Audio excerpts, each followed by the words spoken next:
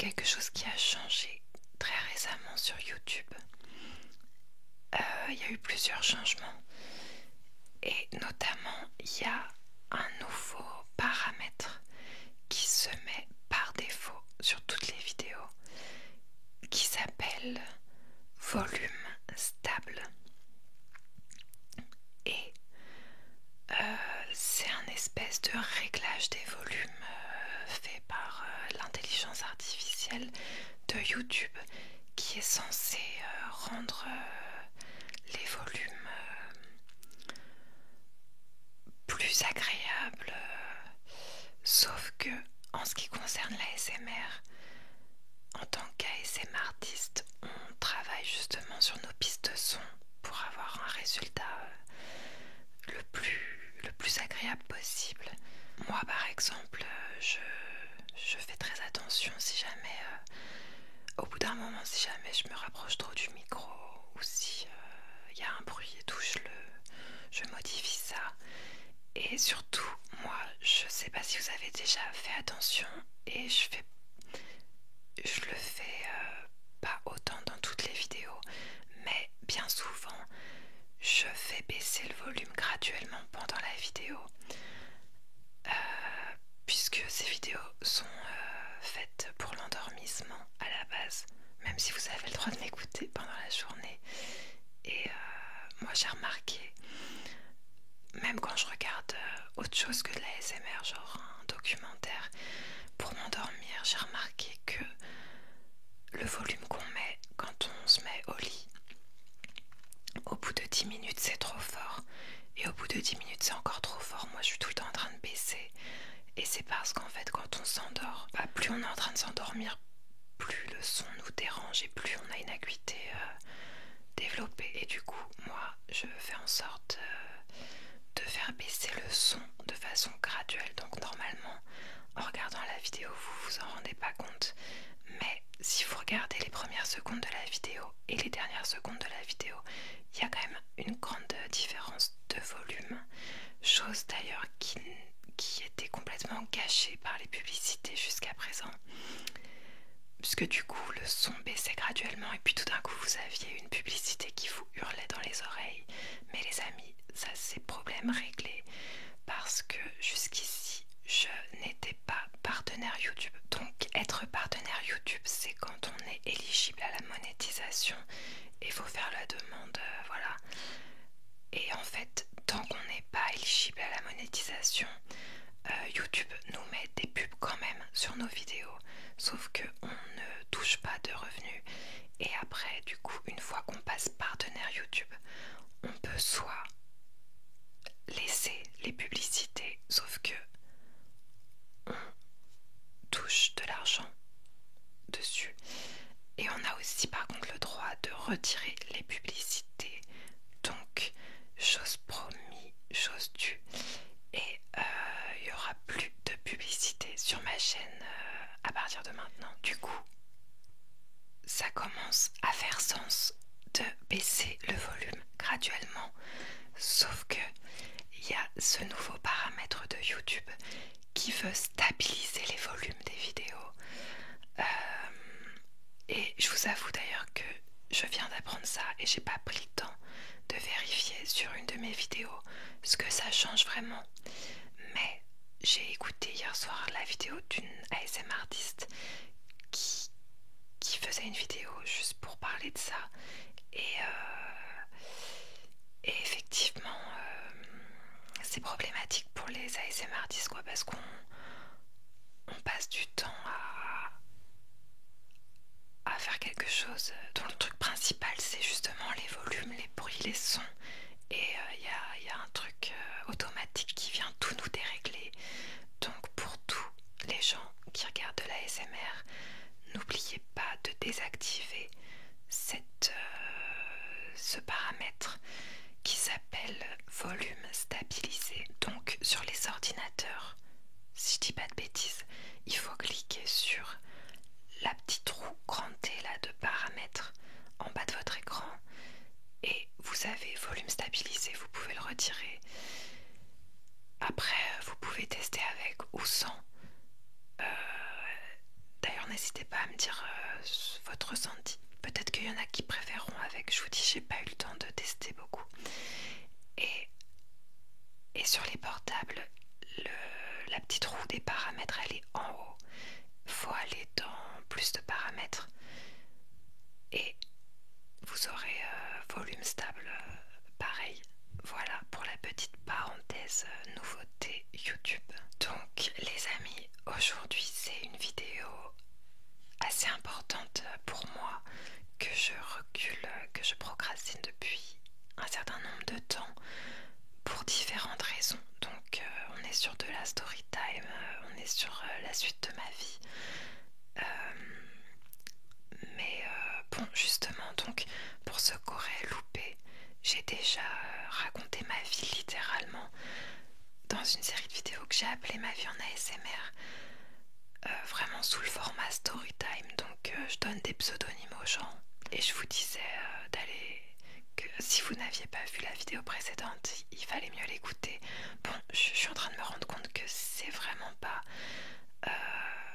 la meilleure stratégie si je veux que de nouvelles personnes nous rejoignent, parce que même si on fait ça avec le cœur, ça n'empêche pas d'avoir un peu d'ambition et que j'aimerais bien que la chaîne continue de grandir. Donc pour ceux qui ont vu les vidéos précédentes, c'est bel et bien la suite, mais je vais juste essayer de faire en sorte que si quelqu'un nous rejoint avec cette vidéo, bienvenue, cette personne puisse tout simplement comprendre ce que je raconte sans que je fasse des références tout le temps aux vidéos précédentes. Donc oui, si j'ai un peu procrastiné cette vidéo et celles qui vont suivre, c'est parce que je savais pas sous quelle forme vous parler de toutes ces choses. Est-ce que je continuais comme ça dans une chronologie, ou alors est-ce que je faisais plus des vidéos thématiques, parce que évidemment toutes les thématiques desquelles j'aimerais vous parler, ben, c'est lié à mon histoire de vie, donc je savais pas trop comment organiser ça, mais je me suis mise d'accord avec moi-même et on va partir là-dessus. Donc plutôt sur de la chronologie, ce qui n'empêchera peut-être pas à côté de faire des vidéos thématiques. Vous voyez ce que je veux dire? Par exemple l'alcool, la drogue, les études, tous les ingrédients qui mènent à une bonne dépression. Je pense que je vais vous faire par exemple très prochainement, il y a moyen d'ailleurs que ce soit la prochaine vidéo, une vidéo sur le thème de la peur de vieillir. Et la peur de vieillir, c'est quelque chose, c'est un gros problème que j'ai eu dans ma vie, parce que vraiment personne n'a envie de vieillir, mais moi c'était maladif et j'en suis sortie. Donc si vous êtes touché par ça, il y a de l'espoir. Mais par exemple la peur de vieillir, là je vais vous raconter de façon chronologique ce que j'ai vécu à partir de la fin de la terminale et je sais pas jusqu'où on aura le temps d'arriver, mais je pense fin terminale et début première année fac. Et par exemple j'aurais pas le temps, je pense, de m'étaler là-dessus parce qu'il y a beaucoup de choses à dire, mais gardez en tête que pendant tout ce temps j'étais tenaillée par une peur de vieillir dont vous n'avez pas idée, et du coup je vais pas insister là-dessus aujourd'hui, mais je vous ferai une vidéo thématique sur la peur de vieillir bientôt. Et du coup aujourd'hui je vous explique comment je suis tombée en dépression à l'âge de 18 ans. Je sais pas si je vais appeler la vidéo comment je suis tombée en dépression à l'âge de 18 ans ou ma première dépression, parce que j'ai toujours considéré que j'avais fait 2 dépressions. Et récemment, en me replongeant dans ces années difficiles, j'ai vraiment vécu des années très difficiles de mes 18 à mes 22 ans, je dirais. C'est ça, non, c'est complètement ça. Et on va dire que dans ces années-là, j'ai fait 2 dépressions. Mais en fait, est-ce que j'étais vraiment sortie de dépression dans les périodes entre les deux, ou est-ce que c'était une grosse période de dépression avec des s'exprimer différemment. Je ne sais pas. Je ne sais pas. En tout cas, là, on va voir comment tout a débuté à ce moment-là. Pourquoi aussi j'ai procrastiné pour ces vidéos? C'est parce que je vais vous raconter les pires périodes de ma vie. Et que donc j'avais pas forcément envie de me replonger dedans. Et en plus de ça, ce qui est pas évident, c'est que sur beaucoup de sujets, j'ai des doutes quant à la chronologie. Bah déjà parce que ça commence à faire longtemps, ça fait une dizaine d'années maintenant. Que, comme vous allez le voir, il y a beaucoup de substances, que ce soit drogue ou médicaments, qui sont rentrés en jeu. Donc c'est pas très clair. Ça l'était déjà pas à l'époque et donc ça l'est pas plus 10 ans plus tard. Et voilà, du coup, ça me demande un effort pour remettre les choses dans l'ordre. Donc en terminale, ma vie était partagée entre le lycée, où j'avais des très bonnes notes. Je travaillais pour ça. Je travaillais pas non plus comme une forcenée, mais j'ai jamais eu trop de mal à comprendre ce qu'attendaient les profs. Et du coup, les choses qu'on ne peut pas inventer, je les apprenais. Et j'ai toujours réussi à avoir de très bonnes notes. Et d'ailleurs, c'était pas pour faire plaisir à mes parents, puisqu'ils se sont jamais intéressés à mes notes. Donc je faisais vraiment ça pour moi, parce que c'est aussi une sorte d'habitude, parce que même en primaire et tout, il n'y a jamais eu une période de ma vie où j'avais pas des très bonnes notes. Et du coup, j'avais ce standard pour moi-même, et je m'efforçais de rester au même niveau. C'était pour moi la normalité. Et quand même, j'avais l'intention de... Je savais pas en terminale ce que je voulais faire dans la vie, mais j'avais bien compris qu'il fallait faire des études, et du coup je voulais avoir les meilleures notes possibles pour faire des bonnes études et avoir un bon métier, quoi. Donc bon, jusque là rien de bien original, mais donc en terminale j'étais prise par le lycée, par mes amis. Alors mes amis n'étaient pas dans mon lycée, c'était des amis que je m'étais fait au collège, qui étaient partis en professionnel, et une partie de ma bande d'amis venait aussi d'une autre ville. Et alors, il y en avait qui étaient en pro, il y en avait qui travaillaient déjà, peut-être pas en terminale, mais en tout cas, donc mes deux copines filles, je me les étais faites au collège et elles étaient parties en professionnel. Et on avait des copains garçons qui, eux, étaient tous en professionnel, il y en a qui ont très vite lâché et qui ont travaillé dans des boutiques, voilà. Et il y en a un seul qui était du coup en première année d'études supérieures dans une école privée. Tout ça pour vous dire que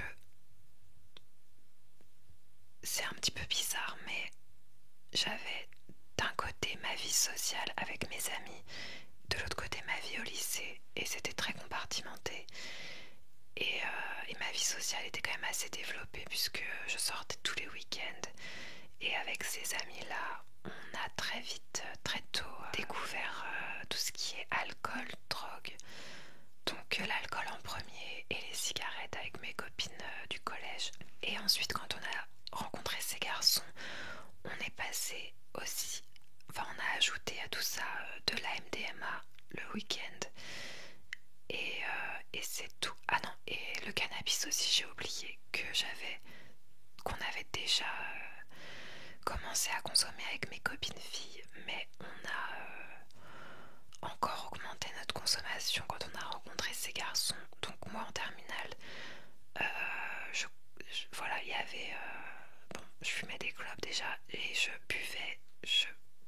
fumais du cannabis tous les jours. Je buvais pas tous les jours, je buvais, et il m'arrivait de prendre un ecstasy le week-end, et je consommais du cannabis tous les soirs pour m'endormir. Et en grande quantité le week-end. Je joue avec ma balle anti-stress, mais je vous en fais pas profiter. C'est vrai que le focus c'est pas évident, mais bon,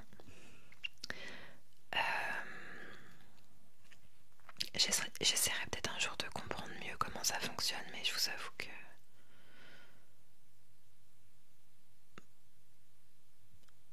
j'ai pas changé les paramètres et avant ça faisait quand même un peu plus le focus sur moi. Bon, c'est pas grave. Oui, donc en ce qui concerne la vie de famille, j'ai une sœur qui a seulement 2 ans et demi de plus que moi et avec qui on était très proches. Petite, c'était vraiment ma meilleure amie et on s'est quand même vachement éloigné à l'adolescence. Alors déjà on n'a jamais eu les mêmes amis parce que on a changé de ville quand moi je passais au CE2 et ma sœur en 6e.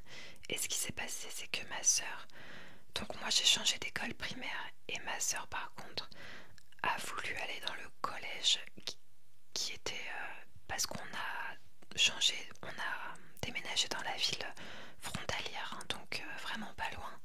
Mais moi j'ai quand même du coup changé d'école primaire et ma sœur a voulu aller au collège qui était celui de notre ville précédente pour rester avec ses copines, ce qui a fait que à partir de ce moment-là, on n'a plus côtoyé les mêmes établissements et on n'a jamais eu les mêmes amis. Donc par la force des choses, on s'est quand même vachement éloigné et c'est vrai qu'on a vécu des adolescences très différentes dues en partie à nos différentes personnalités mais aussi au hasard de la vie, je pense, puisqu'elle a vraiment pas fait beaucoup de bêtises, mais en même temps voilà, sa meilleure amie c'était quelqu'un de très calme avec des parents stricts, donc en même temps elle n'a pas vraiment été confrontée bref, tout ça pour vous dire que ma sœur qui avait été ma meilleure amie quand j'étais plus jeune, on s'est vachement éloigné. Et du coup voilà, le fait que moi je consomme dans ma chambre et tout, je pense que voilà, il y a un fossé qui s'est creusé, on se comprenait plus et voilà. Et puis de toute façon je passais tout mon temps avec mes amis et elle n'était pas très disponible non plus. Et en ce qui concerne mes parents, j'ai toujours eu une relation très conflictuelle avec ma mère. Il n'y a pas une grande raison, on n'a jamais réussi à communiquer, on va dire ça comme ça. Mon père était pas toujours très présent et l'ambiance générale était assez mauvaise parce que mes parents, je les ai jamais connus amoureux et alors il n'y avait pas non plus de grosses disputes, hein, il n'y avait pas des assiettes qui volaient, Dieu merci, il n'y avait pas de violence, mais juste il n'y avait pas d'amour et il n'y avait pas de joie. C'est vraiment ça en fait, chez moi c'était triste, il n'y avait pas de conversation entre personnes du coup. Et ouais, mes parents se parlaient mal, c'est surtout ma mère qui parlait mal à mon père et mon père qui réagissait pas. Et voilà, donc en soi rien d'exceptionnel malheureusement, je pense que c'est le lot de beaucoup de gens. Mais je vous ai peint le tableau de mon année de terminale. Donc voilà, j'avais une petite vie bien remplie. Mais comment je me sentais? Pas ouf. Franchement, j'étais pas encore en dépression en terminale, je dirais, parce que c'est très dur de mettre une date sur le jour où on est tombé en dépression. Mais je pense que c'est quelque chose qui s'installe insidieusement. D'ailleurs, j'ai changé ma façon de voir la dépression. Pendant longtemps, j'ai considéré qu'il y avait d'un côté les gens qui tombaient en dépression suite à un drame. Par exemple, je sais pas, vous perdez votre mère et bam, dépression. des gens qui avaient la maladie de la dépression, c'est-à-dire on tombe en dépression et on ne sait pas pourquoi, d'où la nécessité d'ailleurs de se médicamenter, comme si finalement c'était le cerveau. Un jour on se réveille et on a attrapé la dépression et la chimie du cerveau est plus comme il faudrait. Et j'ai quand même je suis plus d'accord du tout avec ça. Je rentre pas dans le débat sur les médicaments. Je pense que peu importe comment la dépression est arrivée, il y a des moments où les médicaments sont nécessaires. Donc c'est pas ça la question, mais par contre je pense que on se réveille pas un matin avec la dépression quand on avait une vie alignée et riche la veille. Il y a toujours des années, ou pas forcément des années, mais il y a toujours une période où avant d'être officiellement en dépression, on n'est pas sur la bonne voie, quoi. On fait pas les bons choix, on n'est pas bien depuis trop longtemps. Et la dépression, c'est le corps qui nous dit là c'est plus possible en fait cette vie.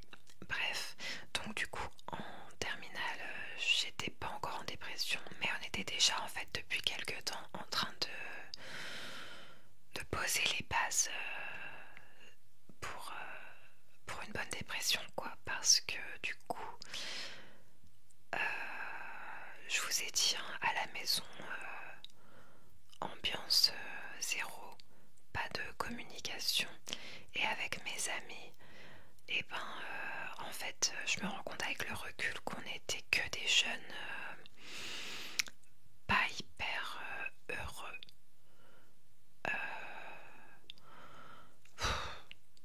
C'est difficile hein, de juger, mais quand même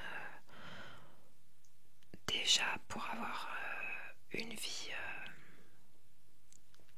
aussi dissolue, on va dire, par rapport à toutes les conneries qu'on faisait le week-end, il faut pas avoir des parents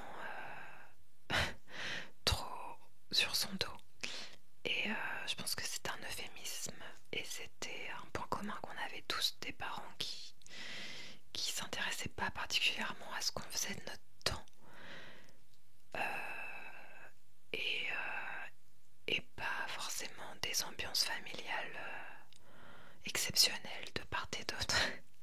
Bon, c'est pas le sujet, enfin si un petit peu, mais en tout cas là où mes premières expériences d'alcool et de joint, les vraiment toutes premières expériences avec mes copines, c'était vraiment juste tester des nouvelles choses. En même temps c'est compréhensible, enfin, quand on est enfant et qu'on n'a jamais eu un état de conscience altéré et on te dit si tu bois ce verre tu vas être joyeux, rire pour rien et tout, c'est normal d'avoir envie d'essayer. Donc là où ces premières expériences n'étaient que joie et pure curiosité et amusement, ben là en terminale on était déjà sur quelque chose de beaucoup moins joyeux où on prenait toujours plus de drogue et pourtant on s'amusait de moins en moins. C'est en tout cas mon ressenti, mais je suis presque sûre qu'il était partagé par mes amis. Et c'est très banal, c'est pour ça que les gens consomment toujours plus, parce que la même dose ne fait pas le même effet. Mais c'est même pas que l'accoutumance, je pense, c'est juste qu'au bout d'un moment, ça suffit plus quand on essaye d'échapper à une vie qui nous plaît pas et que en fait ce qu'il faudrait faire c'est changer sa vie et pas fuir le week-end avec toujours plus de drogue. Voilà, j'étais déjà pas très heureuse avec le recul, pour une fille de mon âge qui avait pourtant de l'extérieur tout pour l'être, puisque succès dans les études, bande d'amis, voilà, tout avait l'air de rouler et pourtant on n'était pas sûr du bonheur, pas du tout. Et puis surtout, et on va passer comme ça au deuxième point là que je voulais aborder, on va parler de mon orientation, puisque du coup c'était le moment de choisir les fameuses études supérieures que j'allais faire, pour lesquelles finalement j'ai bossé toute ma scolarité. Et donc la grosse chose qui me manquait à cette époque, c'était une vision pour le futur. Finalement, je n'avais aucune idée de ce que je voulais faire plus tard, parce que moi j'ai toujours voulu être chanteuse. J'ai eu mon premier groupe de musique, j'avais 11-12 ans, sauf que en fait ce groupe-là, ça s'est arrêté quand j'en avais peut-être 13 ou 12, ça n'a pas duré très longtemps. Et en fait, ce qui s'est passé, bon, sur le coup, quand ça s'est arrêté, moi, je me suis dit, c'est pas grave, je vais devenir chanteuse solo. Mais, en fait, à partir de la 4e, et pendant tout ce moment dont je vous parle là, enfin, de la 4e au moment dont je vous parle, et ben, j'ai complètement abandonné l'idée, parce que déjà, je n'avais pas le temps entre, comme je vous l'ai dit, entre mes études et ma vie sociale. J'avais absolument pas le temps de travailler la musique là-dedans. Et puis j'avais fait, je sais pas, mes rêves se sont éteints. J'ai fait le deuil en fait. Je sais pas trop vous expliquer comment, pourquoi, mais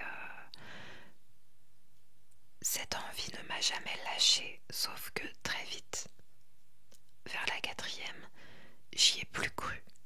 Et du coup, c'est quelque chose que j'essayais d'oublier, de refouler, mais qui m'a rendue triste en fait pendant toutes ces années. J'étais triste, comme en fait je considérais que le train était passé, ce qui est hyper drôle parce que j'avais à 14 ans, je croyais que le train était passé.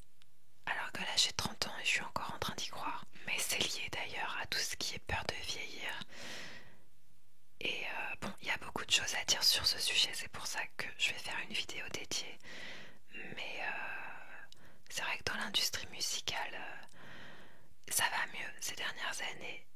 Mais à l'époque, c'était très compliqué pour les femmes. Il fallait pas louper le train, quoi, justement. Et moi, à 14 ans, j'étais beaucoup trop défaitiste et tout. Mais toujours est-il que je pensais que j'avais raté le train. Et j'essayais comme ça de faire le deuil de ce rêve. Donc, mais j'ai jamais été en paix avec cette décision. Je le précise, ça a toujours été quelque chose qui était dans un coin de ma tête, mais qui me faisait vraiment souffrir. Et en fait, quand est arrivé le moment de choisir ces études supérieures, bah, j'avais pas vu venir le truc, tout occupé que j'étais à faire l'appel le week-end et à essayer de garder le cap en cours la semaine. J'ai juste oublié de me demander ce que je voulais faire dans la vie. Et je pense là aussi c'est un des points communs que j'avais avec mon groupe d'amis. C'est qu'en fait personne n'avait de vision pour lui-même, pour l'avenir. D'ailleurs c'est un sujet qu'on n'a jamais abordé, ce que je trouve dingue avec le recul. Je sais pas, t'as 16, 17, 18 ans. Normalement tu parles avec tes amis de qu'est-ce qu'on veut faire plus tard, comment on va le faire, non je sais pas. Après je me doute que c'est très courant aussi de pas le faire et en même temps on est très jeune, mais je trouve ça dommage dans le sens où en fait si vous avez cet âge là et que vous savez pas ce que vous voulez faire, je suis pas là pour vous culpabiliser, mais en fait c'est une chance et c'est quelque chose de plutôt joyeux de se dire qu'on est à un âge où tout est possible et justement pourquoi pas rêver et en parlant avec d'autres personnes de votre âge ça peut vous inspirer, vous donner des idées, vous pouvez cheminer comme ça et l'air de rien de toute façon il va falloir faire des choix très vite donc autant y avoir un petit peu pensé même si on peut aussi se tromper et il n'y a rien de dramatique là-dedans. Mais ce que je trouve dommage, c'est de ne jamais en avoir parlé, quoi. Après, faut pas oublier justement que mes amis, ayant été dirigés vers le professionnel à cause, mes deux copines filles par exemple, elles n'ont pas eu le choix parce que elles n'avaient pas les notes pour aller en général. Donc, c'est pareil, horrible. On force des jeunes hyper jeunes qui pour le coup sont vraiment pris au dépourvu parce que eux pensaient avoir le chemin classique et aller en général et finalement parce que ils n'ont pas la moyenne on les force à se choisir un métier je trouve que c'est n'importe quoi mais bref du coup en fait mes copines c'est normal que c'était pas un sujet dont elles avaient envie de parler puisqu'en fait on les avait déjà forcées à se diriger vers un métier qui les faisait pas forcément rêver à la base. Même si je vous rassure, si vous êtes en professionnel, tout est possible dans la vie. Moi, spoiler alert, du coup j'ai pas de diplôme et on peut faire plein de choses dans la vie. On n'est pas obligé de faire le métier qui correspond au CAP qu'on nous a forcé à faire, je vous rassure les amis. Mais bref, du coup, voilà, en fait c'était le cas de tous mes amis, à part un qui allait faire des études supérieures, mais justement, comme lui était déjà inscrit dans son école quand on s'est rencontrés plus ou moins, on n'a pas eu l'opportunité non plus de se poser pour se dire tiens, qu'est-ce qu'on a envie de faire plus tard. Lui c'était déjà choisi et c'est vrai que du coup j'ai pu discuter de ça avec personne en fait. Alors à l'école, ça c'est pareil, je trouve ça complètement fou qu'il n'y ait pas. Alors moi du coup ça fait plus de 10 ans, donc si ça se trouve ça a changé, j'espère que c'est le cas, dites-le moi s'il y a des jeunes qui m'écoutent, mais moi à mon époque on nous parlait pas du tout d'orientation. Il y avait peut-être allé 1 ou 2 heures dans l'année où notre prof principal nous parlait d'APB parce qu'il fallait, donc c'est l'ancien Parcoursup, parce qu'il fallait s'inscrire quoi. Mais moi j'ai toujours trouvé qu'il faudrait qu'il y ait au lycée une matière qui s'appelle orientation ou métier, j'en sais rien. Mais en fait, on le sait très bien que les jeunes ne connaissent pas un quart des métiers qui existent. On n'a aucune idée des métiers qui existent, on n'a aucune idée des différents types d'études possibles. On n'a aucune idée de rien et on nous demande de choisir, c'est quand même n'importe quoi. Donc j'en parlais pas avec mes amis, on m'en a pas parlé à l'école et du coup j'en ai pas parlé non plus avec ma famille puisque j'étais pas dans une famille où on discutait beaucoup. Ça c'est pareil, je trouve ça dommage. On mangeait, personne se parlait.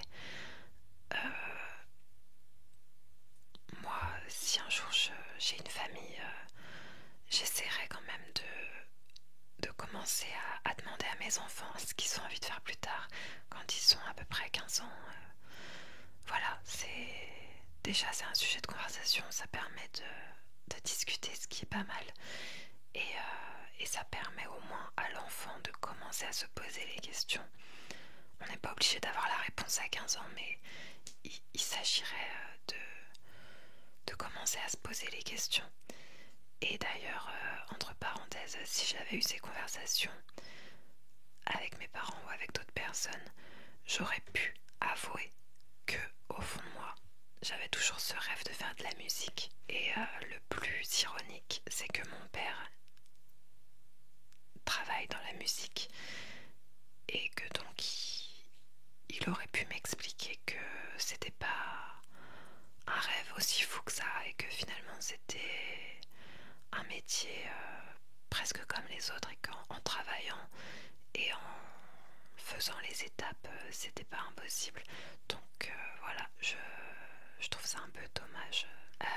Donc du coup voilà, l'orientation c'est un sujet que j'ai complètement mis de côté jusqu'au moment où fallait faire ses choix sur un bébé.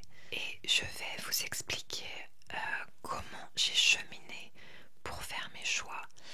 Du coup, bon, on n'en parlait pas du tout les années qui précédaient, mais évidemment, quand est venu le moment de faire ses choix et qu'on avait 2 semaines pour faire ses choix sur un bébé, bon là j'ai un peu abordé le sujet avec mes parents et avec ma soeur notamment. Alors la vision qu'avaient mes parents des études supérieures, c'était assez simple.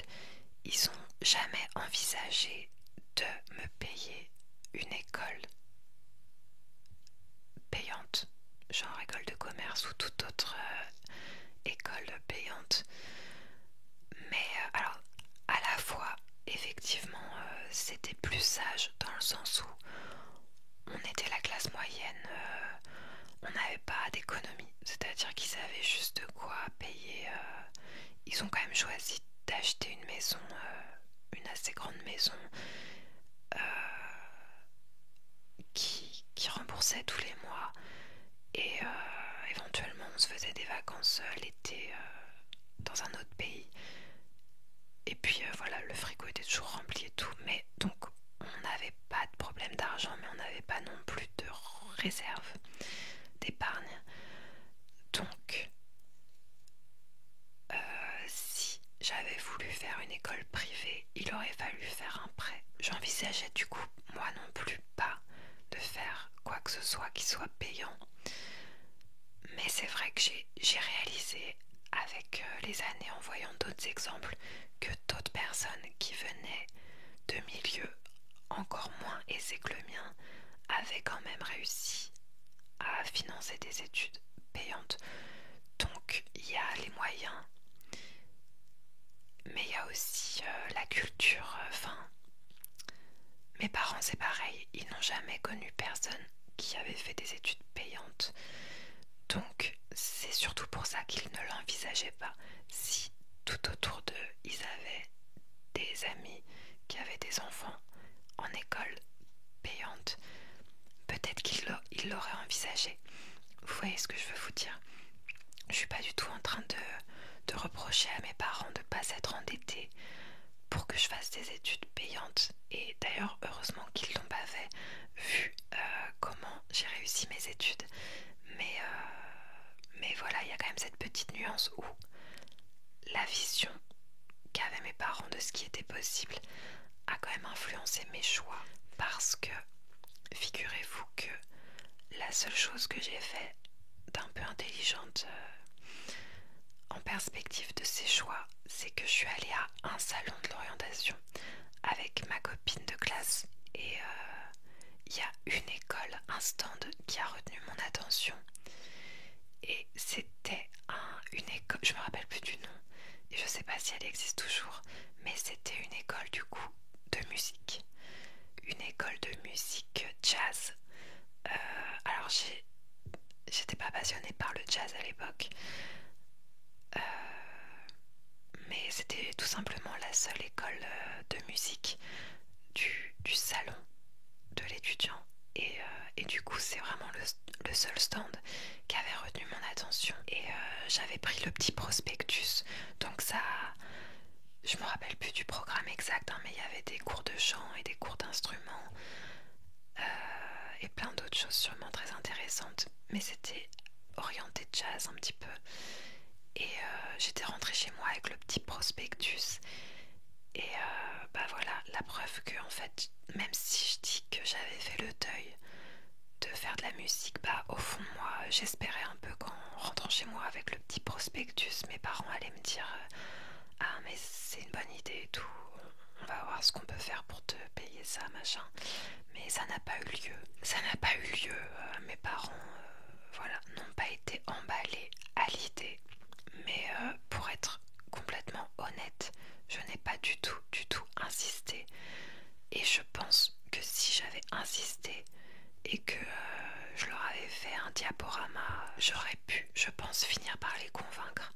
Parce que malgré tout ce que je peux leur reprocher, ils n'ont jamais été avares.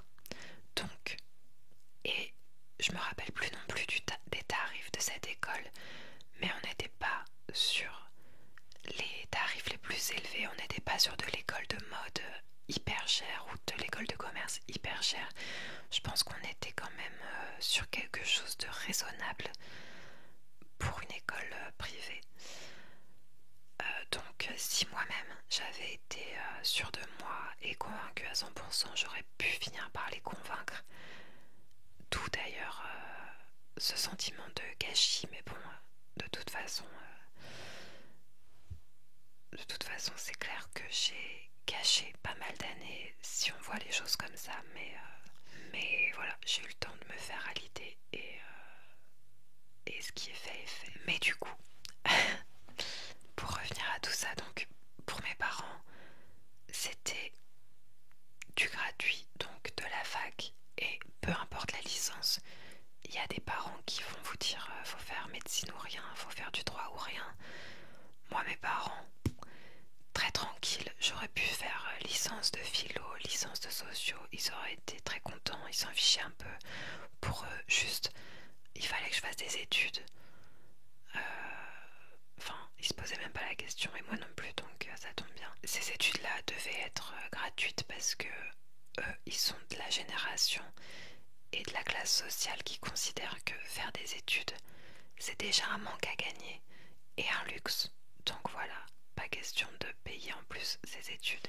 Alors faut savoir que mes deux parents se sont rencontrés, ils étaient profs tous les deux. Ça vous donne une idée un peu du milieu social. Du coup, eux, ils me voyaient bien peut-être devenir prof. Moi, c'est jamais un métier qui m'a attirée. Donc du coup, pour eux, peu importe la matière que tu étudies, tu peux au pire après l'enseigner. Mais moi, je vous dis, j'ai jamais eu envie de faire ce métier. Et aussi, il me disait que avec en fait, peu importe la matière choisie, avec un niveau licence ou un niveau master, on peut passer les concours de l'administration française, je crois. Et c'est des métiers stables avec lesquels tu gagnes correctement ta vie. Mais moi, ça m'emballait pas du tout. Parce que même si je savais pas ce que je voulais faire, j'aurais voulu faire un métier qui me plaît vraiment, quoi. Et tout ça ne m'emballait pas particulièrement du tout, quoi. Et ma sœur, qui elle était d'ailleurs en licence d'économie, était plus à me dire fais pas sociaux parce qu'il n'y a aucun métier à part prof de sociaux et compagnie. Et elle était plus à me dire choisis quelque chose qui donne des métiers sérieux. Enfin, c'est sa façon de voir les choses. Ne vous sentez surtout pas insulté si vous faites de la socio ou quoi que ce soit. D'ailleurs, j'adore maintenant. Je fais que lire des livres écrits par des sociologues et compagnie. Mais donc voilà, ma sœur qui elle avait choisi une licence d'économie, du coup, c'est logique vu elle a fait les choix qu'elle a pensé les meilleurs. Ben elle me conseillait vivement de faire comme elle. Et alors, qu'est-ce que j'ai fait de tous ces beaux conseils? Et ben vous allez voir que j'ai quand même un peu écouté ma sœur. Puisque, alors, je vais vous dire du coup comment j'ai fait mes choix. J'ai essayé d'allier des choses que j'aimais un petit peu, vous allez voir tout de suite, avec le côté qui peut déboucher sur un vrai métier. Et troisième critère, pour mes études, j'ai choisi que des cursus sélectifs parce que ma façon de raisonner à cette époque-là, ça a été de me dire je suis première de ma classe, je me suis quand même bien scolarité pour que ce soit le cas, et il faut que ça se reflète dans mon diplôme. Donc il faut que j'ai un diplôme d'un cursus sélectif pour bien montrer que j'étais dans les meilleurs élèves. Donc du coup, qu'est-ce que ça a donné? Mon choix numéro 1 que j'ai obtenu, c'était une licence d'anglais. Donc voilà le côté chose que j'aime quand même, l'anglais. Donc c'était ma matière préférée à l'école. Et même si je l'aurais jamais avoué à l'époque, il y a une toute petite part de moi qui me disait, si un jour je suis chanteuse et que j'écris des chansons en anglais, voilà, pourquoi l'anglais? Et c'est quand même chouette, puisque maintenant je suis chanteuse et j'écris des chansons en anglais. Alors j'ai pas, vous allez voir que c'est pas dans cette licence que j'ai appris l'anglais, mais quand même si ça a mis beaucoup trop de temps, j'ai fini par écouter la petite voix. Bref, donc du coup, licence d'anglais. Donc c'était une LCCE. LCCE, c'est la licence de langue par excellence quand on n'apprend qu'une langue. Et le cycle, c'est langue, civilisation et culture étrangère. Donc LCCE anglais. Mais moi, donc ça, il y a pas mal de place dans toutes les langues et tout, c'est une licence très répandue. Mais moi, j'ai candidaté à une classe qui venait de s'ouvrir et il y avait genre 30 places dans toute la France, puisque c'était à la Sorbonne Nouvelle. Et c'était... je sais pas pourquoi d'ailleurs ils ont fait qu'une classe, mais en tout cas voilà, donc très sélectif parce que très peu de place. Et ils ont tenté le truc de faire LCCE anglais, économie gestion. Donc d'ailleurs je suis allée voir, moi ça venait de naître. Ça faisait peut-être 2-3 ans que cette classe existait quand j'ai candidaté. Mais je crois que ça a un peu évolué. Mais il reste toujours un vestige.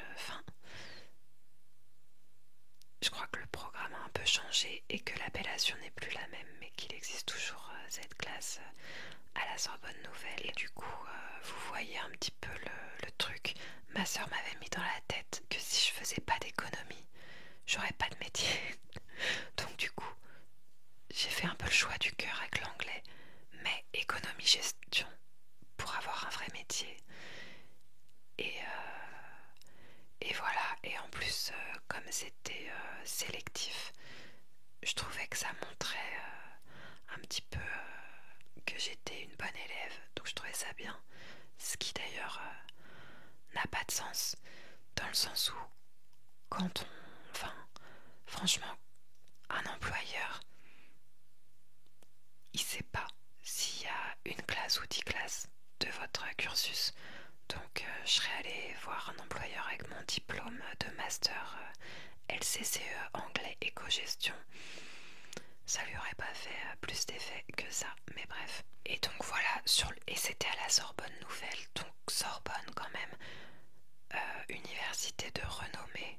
C'est à peu près la seule université que les gens de la classe moyenne comme moi connaissent de nom. Donc je me disais ok, ça a l'air plutôt classe. Voilà, j'étais contente sur le papier de mon raisonnement.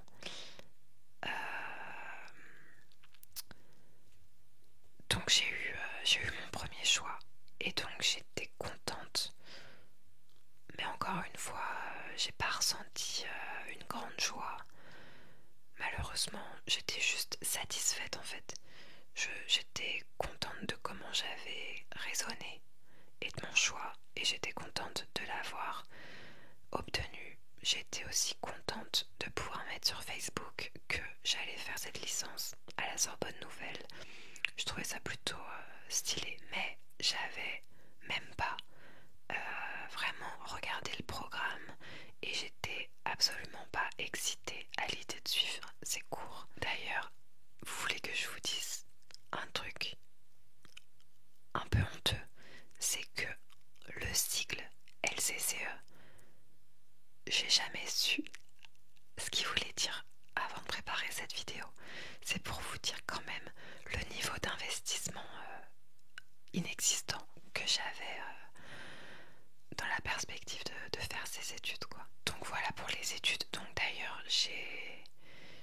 puisque là je vais vous raconter un petit peu mon été après la terminale. Donc en fin d'année de terminale, j'ai à la fois, je me rappelle plus dans quel ordre, mais j'ai obtenu le bac ES mention très bien. Oui, j'ai oublié de vous dire que j'avais fait un bac ES, ma soeur aussi. C'est pour ça que pour elle, la continuité, c'était de faire de l'économie. Et pour moi aussi un petit peu. Donc en fin d'année de terminale, j'obtiens le bac ES mention très bien. Et j'obtiens mon premier choix d'études supérieures. Cursus hyper sélectif en plus. Donc j'avais tout pour être folle de joie. Et c'est triste, mais je l'étais pas. Encore une fois, j'étais satisfaite. Mais on peut pas dire que j'étais heureuse. Et je l'ai pas particulièrement fêté. Et je trouve ça un peu triste. En ce moment, je regarde Gilmore Girls et Rory est toute excitée à l'idée d'aller à Harvard ou à Yale. Je vous dirai pas, je vous spoilerai pas si vous avez pas regardé. Mais ouais, j'ai un petit pincement au cœur parce que je me dis, bah, j'ai vécu un peu la même chose qu'elle, mais moi, j'ai pas du tout apprécié cette période. J'étais complètement déprimée. Mais bon, c'est la vie. Du coup, à cette période, mes amis avaient une place primordiale dans ma vie. Et il s'est passé deux choses pendant les grandes vacances. En rapport avec les amis, de pas gay. Donc, premièrement, j'ai définitivement coupé les ponts avec l'une de mes deux meilleures amies filles. Donc, c'était vraiment ma meilleure amie. On était extrêmement proches. Je crois que j'ai jamais été aussi proche d'une amie à ce jour encore. Mais du coup, des fois, c'était aussi un peu conflictuel. Et on avait déjà eu une grosse dispute qui avait mené à plusieurs mois sans se parler auparavant.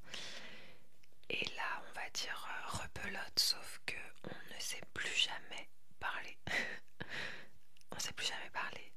Donc, qu'est-ce qui s'est passé? Donc, moi, mais alors, je veux vous raconter ça et je veux aussi vous raconter un voyage qu'on a fait avec d'autres de mes amis.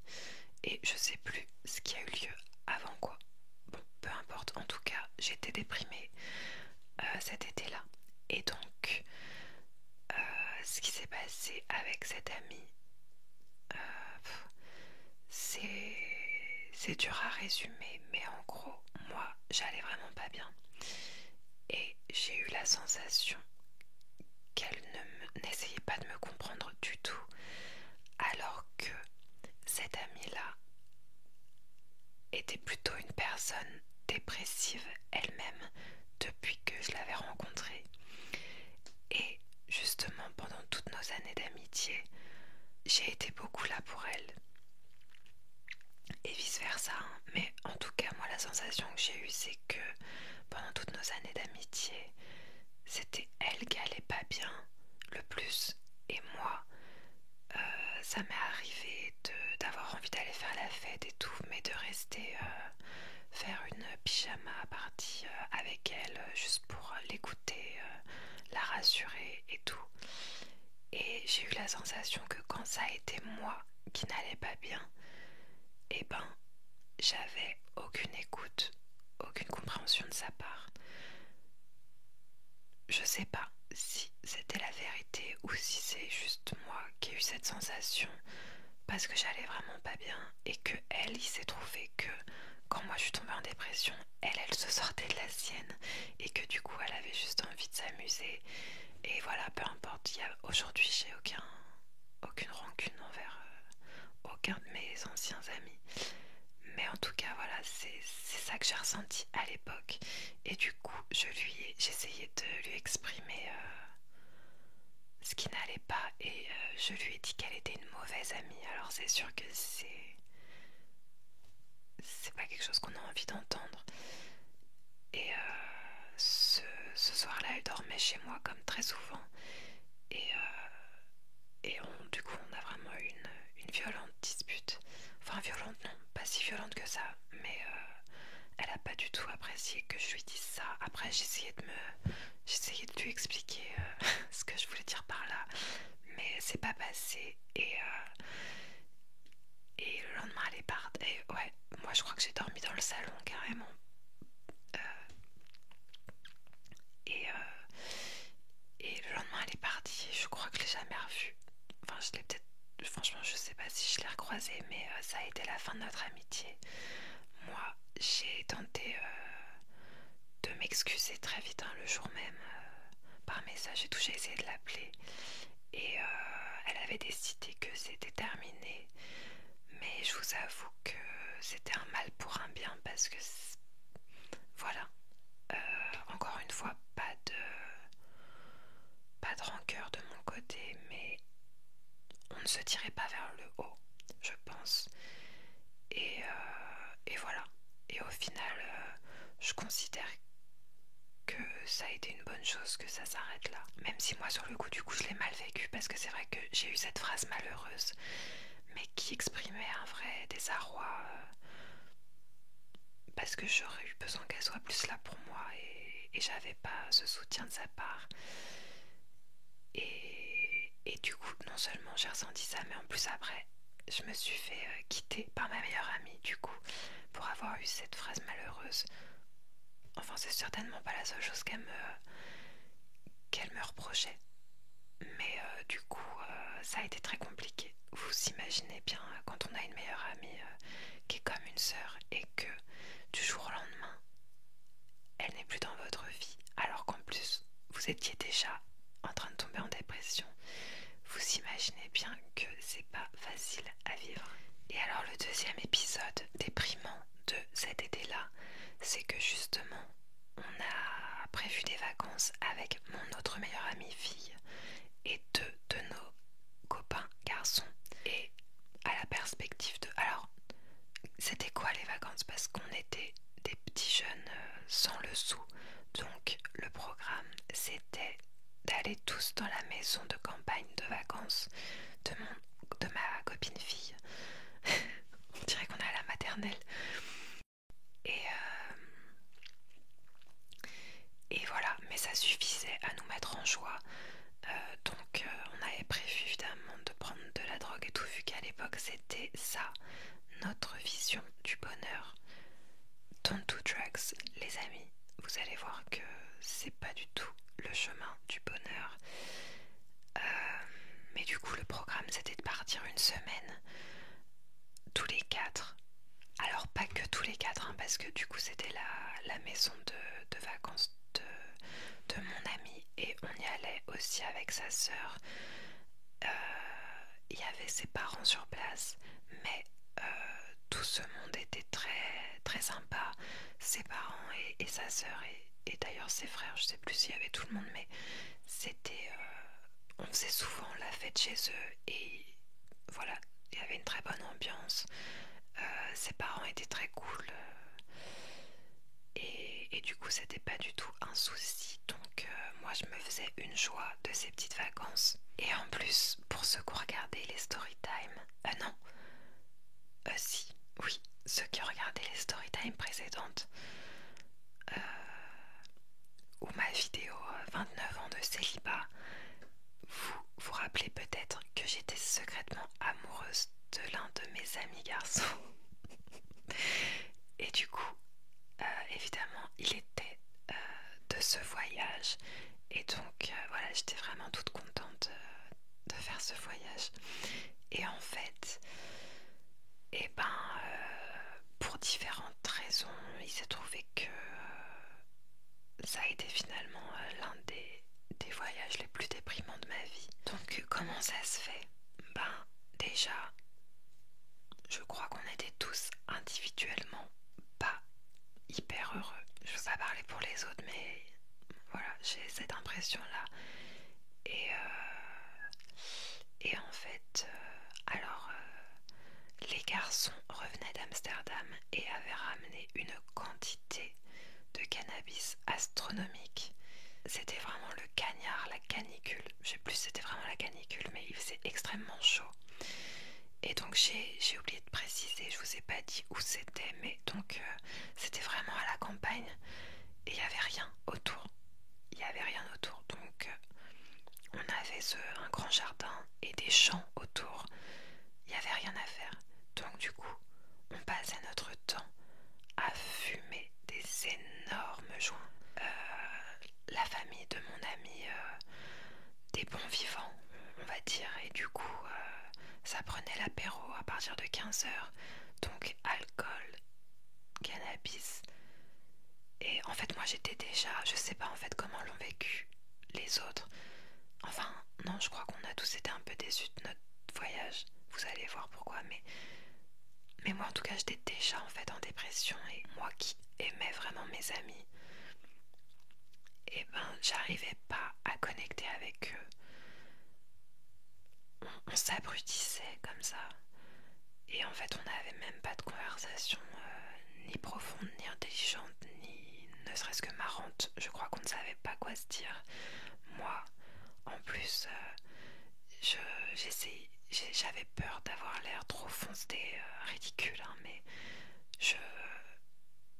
vu qu'on fumait quand même des quantités que j'avais pas l'habitude de fumer toute seule chez moi, j'étais là à essayer de faire comme si ça me faisait aucun effet, alors que si. Et du coup, je devais pas tellement oser parler de peur de se dire une connerie. Mais même en dehors de ça, j'aurais pas su quoi dire. Enfin, c'est triste, hein, mais ouais, on savait pas quoi se raconter. On n'avait rien à faire. Parce que si on avait pu faire une activité, ben, au moins, ça nous aurait occupés. Mais là, il n'y avait rien à faire à part s'asseoir en ronde et fumer et boire, et on n'avait rien à se dire. C'était horrible. Et en plus de ça, bon, je vais pas raconter la vie des autres, mais du coup, je vous ai dit qu'il y avait le copain sur qui j'avais un petit crush. On va se calmer, hein. Je sais pas si j'étais vraiment amoureuse de lui, mais j'avais un petit crush sur lui. Et du coup, mon autre ami fille et l'autre garçon qui était là, ils avaient eux aussi, nous il s'était rien passé, eux ils avaient un semblant d'histoire entre eux aussi. C'était pas complètement net, et disons qu'il y avait des non-dits entre les deux. Moi j'avais des informations que l'un des deux m'avait demandé de ne pas dire à l'autre, et du coup j'étais dans une situation très inconfortable où il y avait un de mes amis qui n'avait pas toutes les informations qu'il aurait dû avoir, un autre de mes amis qui m'avait demandé de garder un secret, et il y avait une ambiance complètement pourrie avec, entre autres, à cause de ces non-dits. Dans ce contexte pas hyper fun, une nuit on a voulu prendre des extas parce que les parents de mon ami étaient de sortie, et on a voulu essayer de passer une bonne soirée de cette façon dans la grange à 4, et finalement les parents de mon ami sont rentrés plus tôt que prévu, donc déjà c'était un peu badant, comme disent les jeunes, comme disent les jeunes. Et après ça, j'ai passé la pire nuit de ma vie.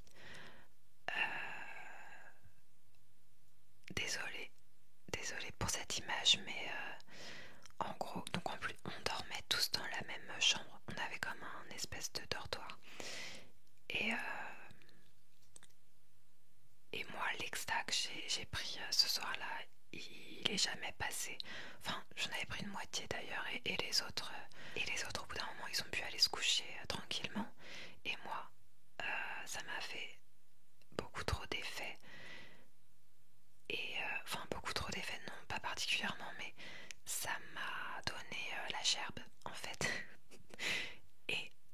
passé toute la nuit. En fait, dès que je me couchais, j'avais un relent de vomi. Désolée s'il y a des hémétophobes qui m'écoutent et que je vous dis ça alors que vous étiez en train de vous endormir, je suis vraiment désolée. Mais dès que je me mettais en position allongée, j'avais le vomi. Mais littéralement, j'en avais un peu dans le cou et tout qui me coulait. Mais pourquoi je vous raconte ça? C'est pas une anecdote exceptionnelle, mais ça a duré toute la nuit, au moins 20 fois. Donc je me levais, j'allais aux toilettes. Et en plus c'était un parcours du combattant pour aller aux toilettes, parce qu'il n'y avait pas de rampe dans les escaliers. Et j'ai le vertige. Et à chaque fois j'allais me rallonger et rebelote. Donc nuit de l'enfer. Et séjour déprimant dans l'ensemble. Et en fait j'étais pas la seule à... C'est pas juste moi en fait qui ai mal vécu le séjour parce que j'étais en dépression, ça aurait pu, mais les autres l'ont ressenti de la même manière. La preuve c'est que j'ai un de mes potes qui, au bout de 3 jours, qui vient me dire mais Marion, il faut qu'on rentre plus tôt là, c'est pas possible. Et du coup j'en ai touché un mot à mon amie fille qui nous invitait. Et même elle le vivait comme nous, puisque dès que j'ai dit 2-3 mots dans ce sens-là, elle m'a dit ouais, on va rentrer demain. Donc c'est hyper triste parce que 4 personnes qui normalement s'adoraient, qui avaient tout pour passer un bon moment, en tout cas selon nos critères d'amusement de l'époque, et on n'a pas réussi à s'amuser quoi. Donc trop déprimant. Et donc on est rentré. Et alors là, la cerise sur le gâteau, petite anecdote croustillante pour terminer cette vidéo. Comme ça, on va dire que les plus jeunes dorment. Non mais je rigole, il n'y a vraiment rien d'exceptionnel. Mais du coup, quand on est rentré, mais d'ailleurs, je sais plus si ma copine fille, elle est pas restée avec sa famille. Ou est-ce qu'elle est rentrée chez elle aussi, je sais pas. Mais en tout cas, moi et mes 2 potes garçons, on est rentrés chez mon pote garçon sur qui j'avais un crush parce qu'il n'y avait pas ses parents. Et apparemment, même si on n'arrivait pas à s'amuser, on n'avait pas envie de se quitter. Et,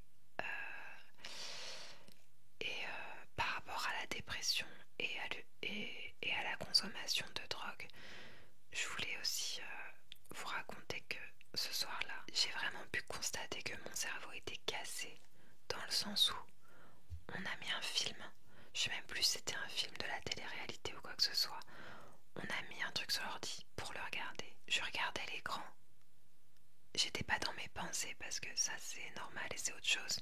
Je regardais l'écran, j'essayais de comprendre ce qui se passait et je comprenais pas, je sais pas comment vous expliquer. Mon cerveau était cassé, c'était le vide.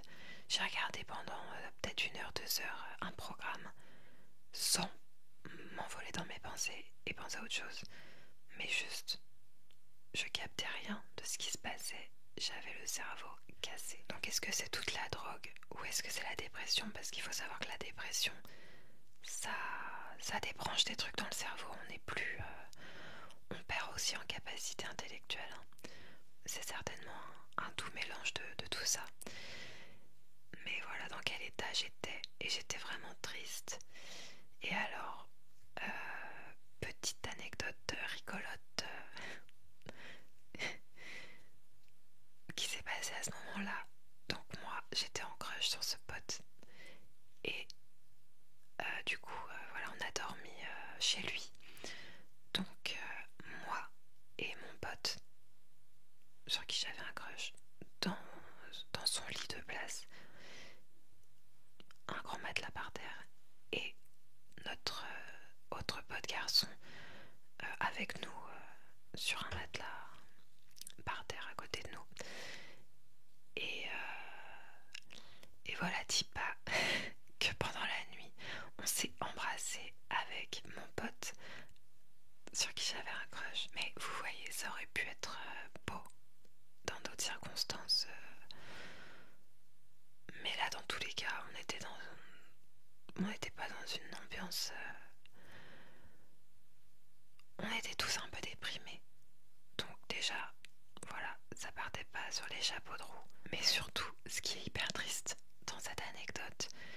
c'est que pour moi, déjà, il faut savoir que j'avais l'intuition que mon pote ressentait aussi quelque chose pour moi. Et du coup, quand on s'est embrassé, pour moi, qui suis une grande romantique, c'était un peu... voilà, notre amour éclate au grand jour. On se déclare notre amour. Et il s'est avéré qu'il n'était pas aussi romantique que moi. Et j'étais vierge aussi, c'est important de le préciser. Et tout le monde était au courant que j'étais vierge. Et des mains un peu baladeuses, hein, des deux côtés, mais très soft. Et une phrase que je n'oublierai pas. Je suis gênante à raconter des trucs comme ça sur internet. Mais il y a prescription, ça fait 10 ans. Et donc bon, on s'embrasse, ok.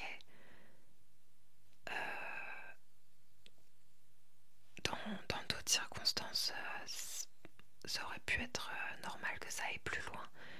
Mais sachant que j'étais vierge, qu'il y avait notre pote à côté qui ronflait. On ne pouvait pas l'oublier parce qu'il ronflait très fort. Un avion à réaction. Et, et c'est déjà beaucoup. Et du coup, pour moi, c'était une évidence qu'on n'allait pas passer. J'allais pas faire ma première fois dans ces circonstances-là, on est d'accord. Et je vois qu'il commence à s'emballer un petit peu. Et du coup, au bout d'un moment, je me recule. Et il m'a dit, mais c'est la nuit, on peut faire des bêtises. Mais j'avoue qu'en vous racontant l'histoire, je vois pas trop le mal et je suis juste un peu gênée d'étaler ma vie privée au grand jour. Mais en fait, moi sur le coup, on peut faire des bêtises, je l'ai hyper mal pris. Parce que moi qui étais dans une démarche un peu romantique, le fait de dire on peut faire des bêtises, bah déjà, c'était sa façon à lui de dire allez let's go, allons jusqu'au bout. Et le fait de qualifier ça de bêtises, ça voulait dire on fait ça pour s'amuser et puis demain on fera comme si de rien n'était et on le dira à personne. Vous voyez ce que je veux dire? Donc finalement c'était peut-être juste de la maladresse avec le recul, mais sur le coup ça m'a un peu brisé le cœur. Je me suis dit tu me prends pour qui en fait? C'est ça que tu me proposes comme première fois, c'est ça que tu me proposes et en plus tu veux que ce soit juste une bêtise. Donc voilà, donc comme si tout le reste ne suffisait pas, il y a eu ce petit épisode. En plus ça a été terriblement gênant parce que le lendemain on a fait tous les deux comme si de rien n'était. C'était terriblement gênant. Et puis voilà quoi, j'ai fini par rentrer chez moi. Et à la veille de ma rentrée à la fac, je peux vous dire que j'étais au fond du seau. Du coup absolument aucune excitation malheureusement à l'idée de débuter cette nouvelle étape de vie. Aucune perspective d'avenir, toutes mes amitiés qui se délitaient. Alors que moi jusqu'ici ma vie c'était le lycée et les amis, et tout d'un coup tout s'arrêtait en fait. Et le lycée et mes amis. Enfin jusqu'ici j'avais coupé les ponts officiellement qu'avec une copine, mais déjà c'était assez problématique parce que outre le deuil de cette amitié là, cette amie là, elle était aussi amie avec tous les autres, donc on était un grand groupe. Et à partir du moment où on a coupé les ponts, elle et moi, ça n'a plus jamais été pareil avec le reste du groupe parce qu'il fallait se voir par intermittence et tout, c'était compliqué. Et en plus de ça, comme l'a illustré le petit voyage qu'on a fait, c'était de toute façon en train de devenir glauque. Je crois que tout le monde n'était pas hyper heureux et bref. Donc voilà comment je me sentais à la fin de l'été post-bac. Et c'était le début d'une vraie dépression, de ma première vraie dépression. Voilà, les amis, ne prenez pas trop de drogue, essayez de d'avoir des amitiés saines, c'est-à-dire c'est pas les gens avec qui j'étais qui étaient malsains. Je continue à penser que c'était tous des bonnes personnes, mais c'est ce qu'on faisait ensemble qui était malsain. Et voilà, et si vous êtes jeune, parlez entre vous de ce que vous voulez faire dans la vie, essayez de pas rester que en surface. Et tout. Bon, je vais arrêter cette vidéo.